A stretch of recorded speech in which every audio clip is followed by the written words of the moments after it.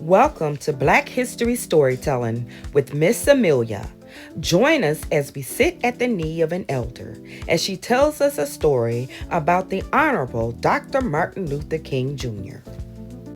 Did you know, children, that when I was a teenager, I marched alongside Dr. Martin Luther King Jr.? Oh, yes, I was about your age when I started noticing how unfair things were. Back then, kids like me couldn't go to the same schools as everyone else, or even sit at the same lunch counters. Dr. King believed that was wrong.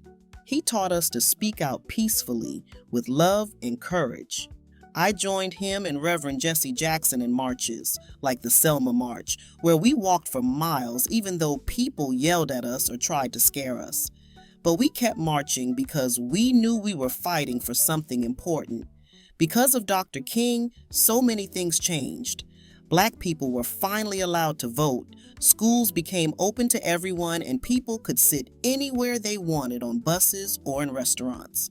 But did you know that in some places today, teachers aren't even allowed to teach Black history or talk about Dr. King's work? That's why it's up to us to keep learning about him and sharing his story. One of the most powerful moments in my life was the March on Washington in 1963. There were thousands and thousands of people, all gathered to fight for equality and justice. Dr. King stood up to speak, and I'll never forget his words. He said, "I have a dream that my 4 little children will one day live in a nation where they will not be judged by the color of their skin, but by the content of their character." His words gave us hope and reminded us that the fight for justice was worth it. At the end of his speech, he said, free at last, thank God Almighty, we are free at last." We celebrate his birthday as a federal holiday to honor everything he did to change the world. But his dream isn't finished. It's up to all of us to carry it forward.